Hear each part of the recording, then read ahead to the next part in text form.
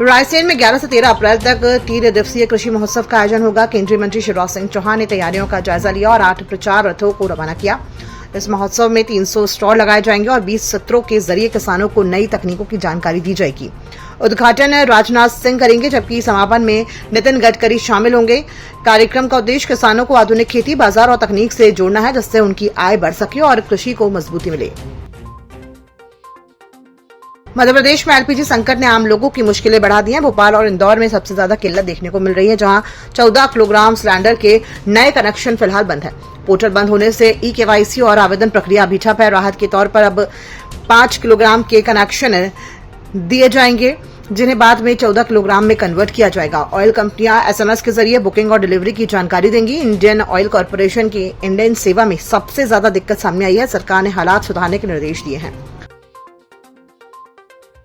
मध्य प्रदेश में नए शैक्षणिक सत्र 2026-27 की शुरुआत के साथ स्कूल चले हम अभियान चलाया जा रहा है। इंदौर, भोपाल और ग्वालियर समेत प्रदेश भर में अधिकारियों ने स्कूल पहुंचकर बच्चों से संवाद किया और कक्षाएं ली।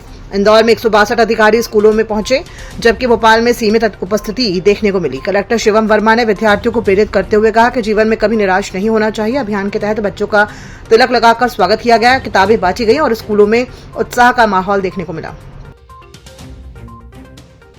कावेरी प्रियम शनिवार तड़के महाकालेश्वर टेम्पल पहुंची, जहां उन्होंने भस्म आरती में शामिल होकर भगवान महाकाल के दर्शन किए। सुबह 4 बजे नंदी हॉल में पहुंच बैठक कर आरती का दिव्य नजारा देखने के बाद उन्होंने जल अर्पित कर आशीर्वाद लिया। कावेरी ने कहा कि वे पिछले 3 वर्षों से यहां आ रही हैं और भस्म आरती के दौरान मिलने वाली ऊर्जा को शब्दों में बयां नहीं किया जा सकता है। टीवी से फिल्मों तक का सफर तय कर चुकी कावेरी ने इस आध्यात्मिक अनुभव को बेहद खास और अद्भुत बताया। मध्य प्रदेश में सड़क कनेक्टिविटी को बड़ी मजबूती मिलने जा रही है। इटारसी से बैतूल के बीच 22 किलोमीटर लंबे टाइगर कॉरिडोर को 4 लेन बनाने की मंजूरी मिल गई है। केंद्रीय मंत्री नितिन गडकरी ने बताया कि 758 करोड़ रुपए की लागत से NH 46 की सेक्शन का विकास होगा। इससे माल ढुलाई तेज होगी, सड़क सुरक्षा बेहतर होगी और किसानों को मंडियों तक पहुंच आसान होगी।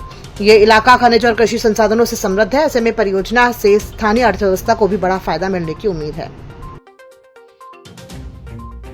मध्य प्रदेश में मौसम ने अचानक करवट ले ली है।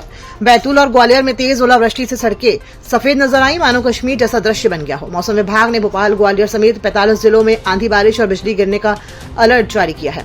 सिवनी और रीवा में आकाशीय बिजली से 4 लोगों की मौत हो गई, जबकि रायसेन में गेहूं की फसल को भारी नुकसान पहुंचा है। साइक्लोनिक सर्कुलेशन और टर्फ सिस्टम के चलते मौसम अस्थिर बना हुआ है। अगले 24 घंटे में तेज हवाओं और बारिश का दौर जारी रहने की संभावना है। प्रशासन ने लोगों से सतर्क रहने की अपील की है।